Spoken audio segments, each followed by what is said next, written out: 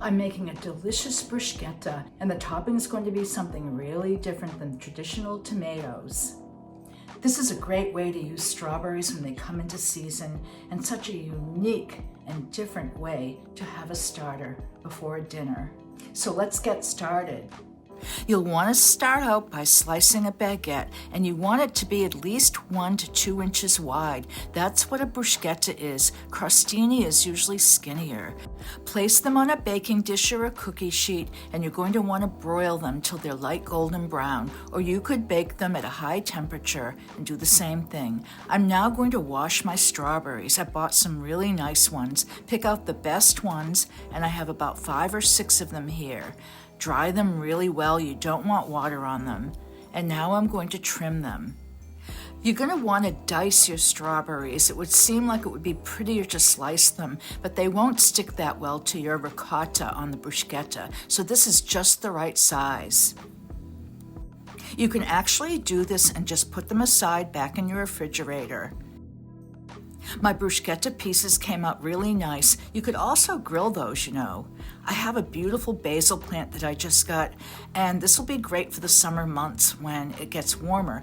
And now I'm going to pick off a whole bunch of leaves and stack them together and roll them up. I'm going to do a cut called chiffonade. You'll want to slice them really thin. You don't want any large pieces of basil on your beautiful bruschetta. So now I have some whole milk ricotta. You could use part skim milk if you wanted, and I'm taking out about 1/3 of this 1 pound ricotta. And now it's time to assemble our strawberry and basil bruschetta. You will need some really good extra virgin olive oil, and I also have a really nice reduced balsamic vinegar glaze. These are really easy to find nowadays. They're in almost every grocery store, or you can actually order them online. This is the one that I buy. It's just from my local grocery store.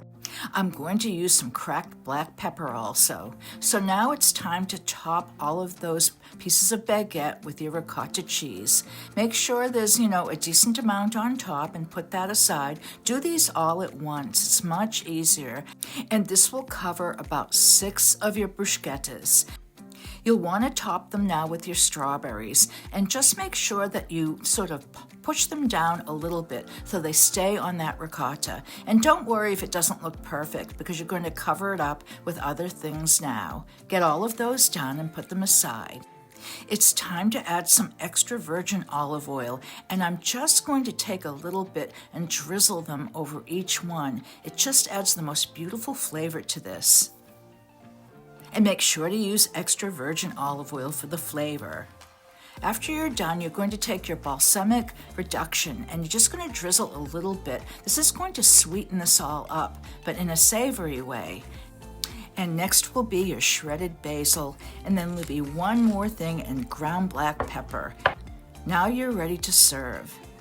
These are so pretty served on a large wooden board or a wooden pizza board, and give your guests plenty of room to grab one.